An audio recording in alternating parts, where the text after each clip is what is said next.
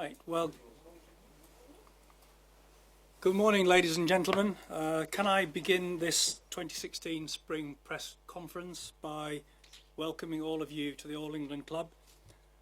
It is a chilly April morning today. There are a few flakes of snow outside as we start this conference. Perfect preparation for the championships. Notwithstanding that, the grass is growing and the mowers are busy, and indeed court 12 has already been marked out ready for play, so we're making a good start to this year's championships. Thank you all very much indeed for coming here today. My name's Philip Brooke, I'm chairman of the All England Club, and alongside me is Richard Lewis, our chief executive. And before we get started with our agenda, just two housekeeping items, if I may. Once we've completed the presentation, we will be handing out the press packs as usual.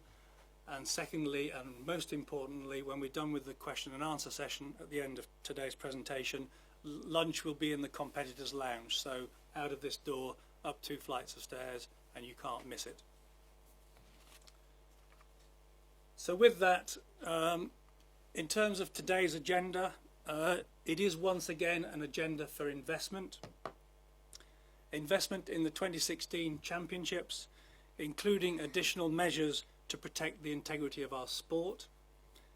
Investment in players through our 2016 prize money announcement, and also in wheelchair tennis, with the singles being played for the first time at this year's championships.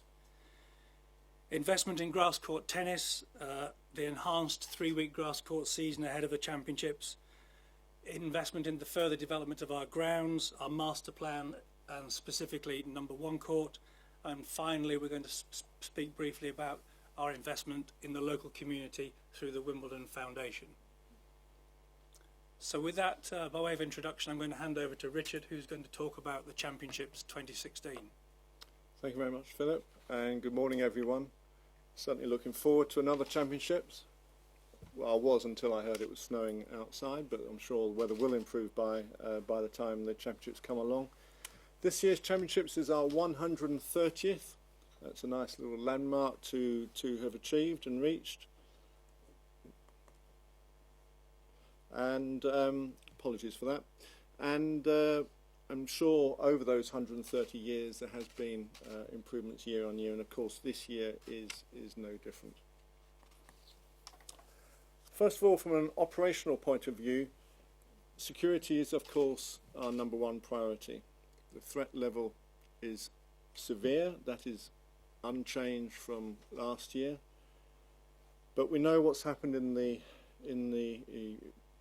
the world and in the intervening 12 months, so there will be a little bit more overt security. But to be honest, most of the systems we have are multi-layered, and it's really a bit like an iceberg. Most of it is unseen. As always, we follow the advice of the relevant security agencies, and we will be asking the public to be working with us and to be vigilant.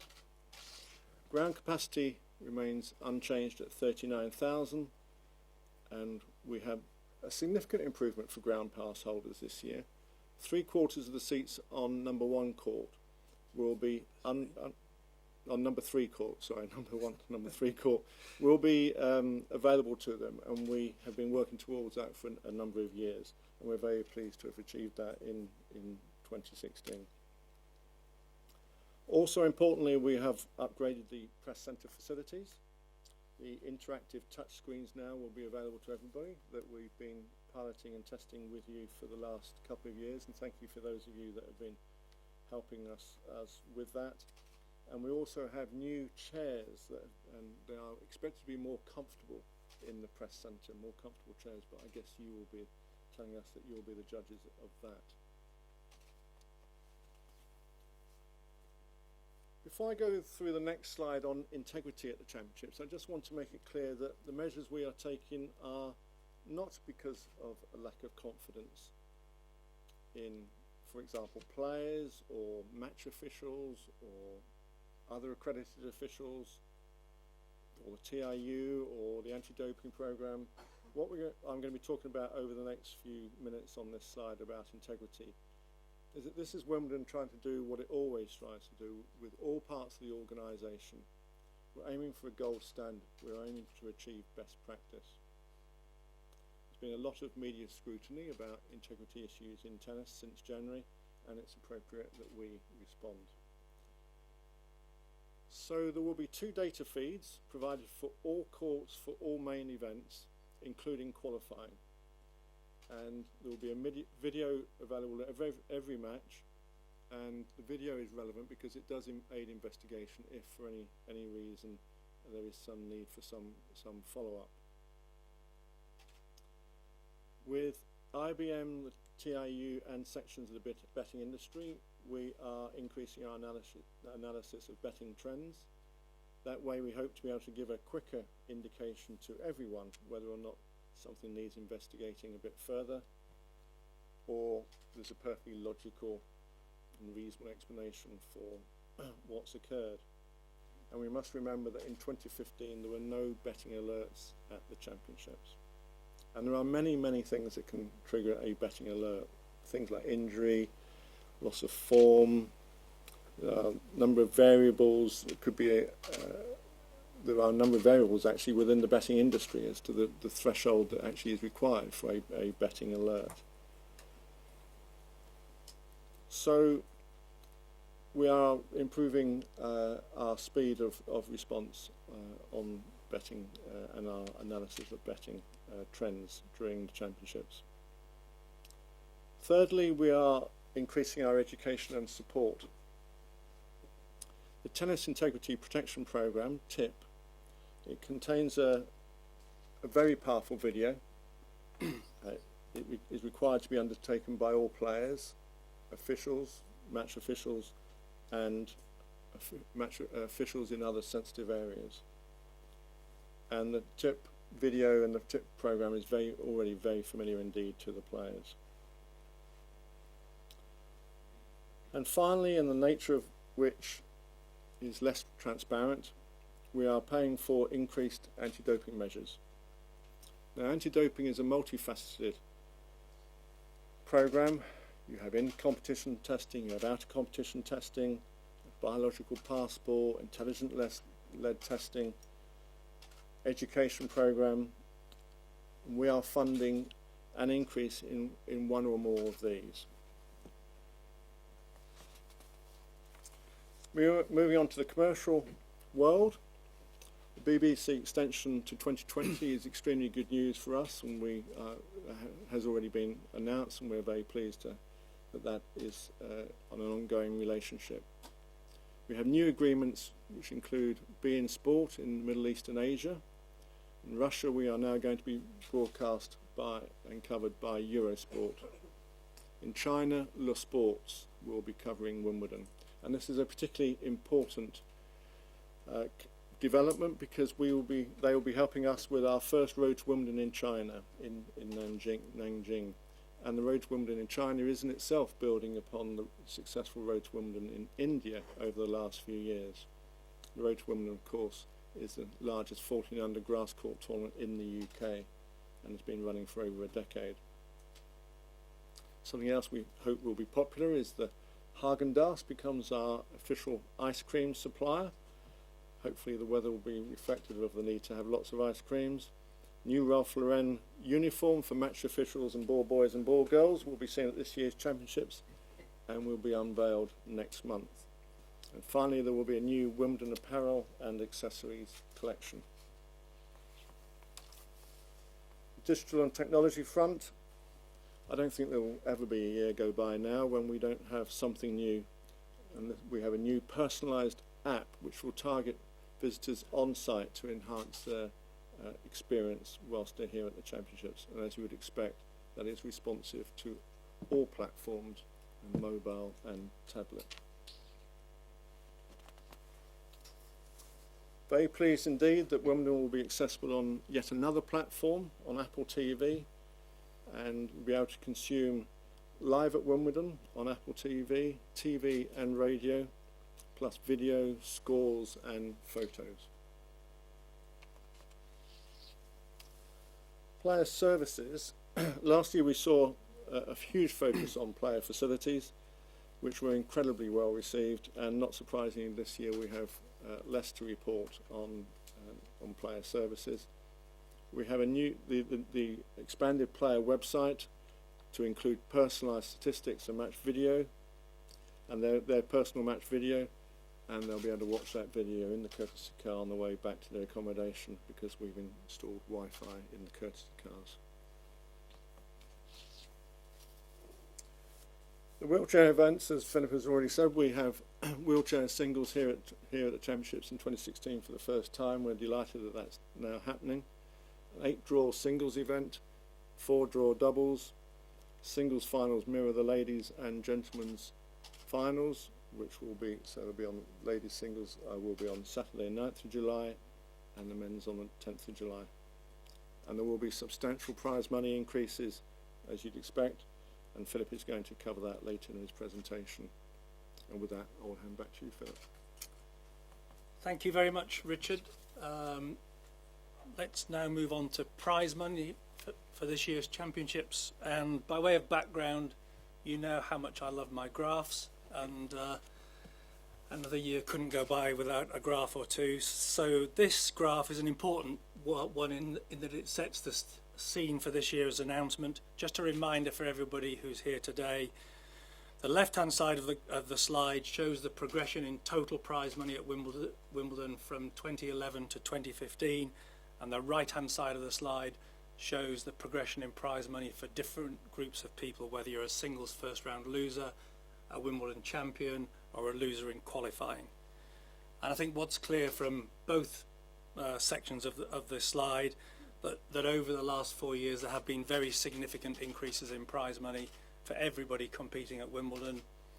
You'll all remember the step change that we made in 2013, when in a single year the overall prize money here at Wimbledon went up by 40%, and you see that on the graph on the left hand side, the big jump in 2013. In summary, overall prize money over the last 4 years has gone up 83% here at Wimbledon. For a first round loser, it's gone up 150%, and for a singles champion by 71%. And it's against that background that today we're announcing an overall increase of 5% to our prize money. That's an additional £1.35 million, and it brings the total prize money at Wimbledon in 2016 to 28.1 million. And for our singles champions, there is a 6.4% increase in prize money, a £120,000 increase, taking the singles champions prize money up from last year's 1.88 million to around a sum of £2 million for each of our two champions in 2016. And on the wider front, in the gentlemen's and ladies singles overall, the prize money increase is 5.1%. In gentlemen's and ladies doubles, there is a 3.1% increase. And in the wheelchair events, our prize money is more than trebling on last year, largely reflecting the fact that we're introducing singles, a singles wheelchair event at Wimbledon for the first time. And if I go back to my earlier graphs, what that shows us is adding on 2016 now to the image. It shows that over a 5-year period, the total prize money at Wimbledon has gone up from 14.6 million to 28.1 million, so not far off a doubling of prize money over a 5-year period, actually 92%. For the winners, the prize money in 2011 was £1.1 million and is now 2 million, so that's an increase of 82%. And for a first round loser, the prize money in 2011 was £11,500, and in 2016 it will be £30,000. So very healthy increases for everybody competing here at Wimbledon, but the largest percentage increase is going to those players who need it most, i.e. those players who are losing early in our championships, whether that's in qualifying or in the early rounds of the championships as such.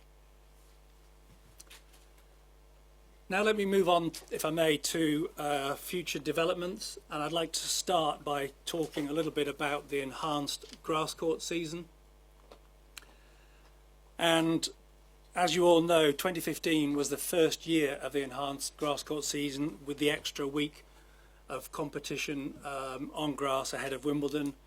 It's fair to say that we were very pleased indeed with the way that things went during this first year. We had very positive feedback from players, which was most important to us. The player fields themselves in the events in the lead up to the championships were the best ever, and I'm sure many of you in the room will have studied them and have seen that for yourselves. And I think it's fair to say that when the players arrived here at Wimbledon, they were better rested and better prepared to compete on grass than ever before. So in the first year of the 3-week gap, the enhanced grass court season, we're very pleased with the progress that we've made. And this image, in fact, that you see in front of you is from Stuttgart. The tournament was played on grass for the first time there in 2015, and indeed the tournament won by Rafa Nadal. But this is still a work in progress, and so in 2016 there is one important change to the calendar. A new tournament is being added, a WTA event in Mallorca, and this is a recent image from the site in Mallorca. Clubhouse almost complete now, and you see there the show court with the grass court looking pretty lovely and green. So as with Stuttgart, 6 grass courts have been constructed at Mallorca in preparation for this year's new tournament. Staying with this project, there will be further enhancements in 2017. These were announced a couple of weeks ago, but it's worth just reminding ourselves today of the important changes that will be made. First thing to say is that Eastbourne will once again become a combined event from 2017. Nottingham, which currently has both an ATP and a WTA event, but in separate weeks, Nottingham will become a combined event. It will be a combination of the current WTA event together with an ATP Challenger event. And also very importantly, just jumping down to the bottom of the slide in red, from 2017, funded by the All England Club, there will be a more than doubling of the prize money at the Challenger events at Manchester, at Nottingham, at Ilkley and at Surbiton, recognising the importance of these events in the lead up to the championships. And with that, I'd like to move on and say a few words about number 1 court, and it's timely to start this section of our presentation by just saying a couple of words about number 1 court debentures. Many of you will have seen that last Friday we announced the price of the forthcoming issue. The issue will run from 2017 to 2021 inclusive, another 5-year period. The issue is now open and will close on the 27th of May. So if you'd like to apply for number 1 court debentures, please do. You can download the prospectus from our website. We have 1,000 debenture holders in our number 1 programme, and that number will remain the same this time round.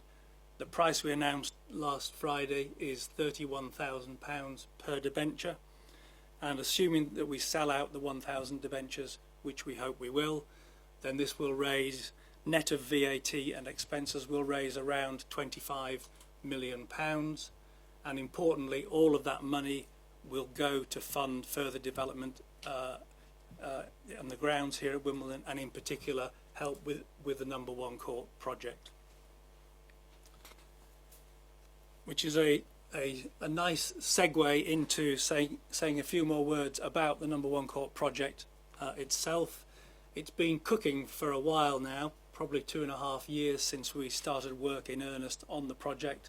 Very little to show for it in terms of physical change as yet, but the design work for the project is now complete. We have very recently appointed Sir Robert McAlpine as our main contractor for this important project, and we're excited to be working with them over the next 3 years. There are, under the project, new improved facilities for spectators, for hospitality, for players and for staff, and I'll say a couple of more words about this on the next 2 slides. There will be no roof on number 1 court in 2017. We're following a very similar programme to that, if you recall, from the Centre Court project. So no roof in 2017. There will be, the new fixed roof will be in place for the 2018 championships, and then we have a targeted completion date by 2019, by which time the new fixed and the retractable roof will be ready to go. In terms of a bit more detail on the new facilities, 2016 will be the last year that tennis will be played on Court 19. So under this project, Court 19 will become a new public plaza, and the image you have in front of you is intended to show what it will look like. It will be a public plaza on 2 levels, and it will be available to all of our spectators coming to Wimbledon, and for sure it will be particularly attractive to those who are either on or close by the hill. We're also improving the hospitality facilities built into number 1 court, so when completed there will be a ring of hospitality running right around the upper level of the stadium. There are already some hospitality suites at that level, but this will complete the ring. So there'll be new facilities. Each of the facilities will have its own balcony. They'll all be looking out onto the grounds with some lovely views over courts 14 to 17 for some of the hospitality holders. And as a result of this improvement, roughly 1/2 of the temporary hospitality accommodation currently in the southern apex of the ground will move into new permanent homes within the building. So that's an important change that comes about because of these new facilities. And then finally, on the stadium itself, there will be 2 additional rows of seats built into number 1 court as part of the project at the back of the stadium. And as with Centre Court, all of the seats within the stadium will be replaced with new wider padded seats as part of this project. So we lose some seats because the new ones will be wider, but we gain two additional rows of seats, and the net effect of the 2 is that overall the capacity of the stadium increases by about 900 seats. So a capacity currently of 11,500 becomes roughly 12,400 once the project is completed. And as you see from this image, the big screen which we build each year as part of the Henman Hill or the Hill experience, Tim isn't here so I can call it the Hill, that big screen will be integrated into the structure of the building itself, so there'll be no longer a temporary frame erected to carry the big screen on number 1 court.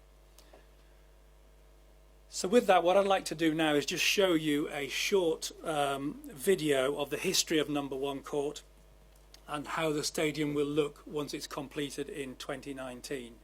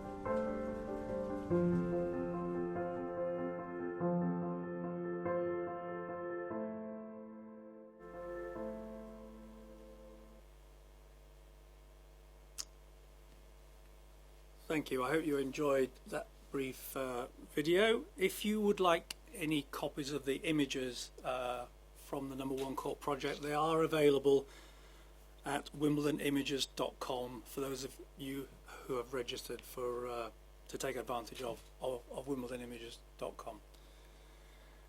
So finally, I'd like to conclude today with a few remarks about the Wimbledon Foundation. And I know what some of you may be thinking, but actually you're wrong. This is not an image of the AELTC finance director playing on his abacus. It is actually a small child enjoying herself at the Wimbledon Village Fair, an event supported each year by the Wimbledon Foundation. There is actually a lot to say about the Wimbledon Foundation, but today I'd just like to make two relatively brief comments about our work in the local community.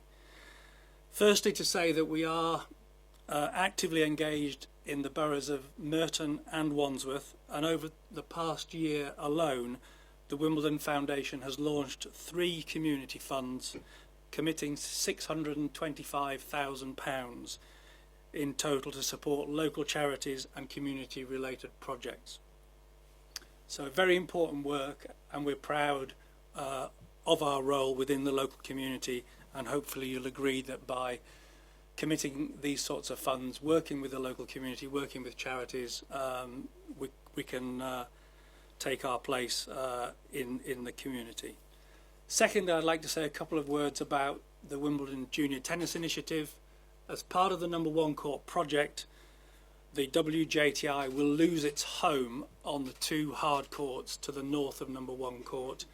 Those 2 hard courts will in fact, along with the 2 grass courts next to them, become part of the laydown area for the Number One Court project, and so those courts will no longer be available for our junior programme to enjoy.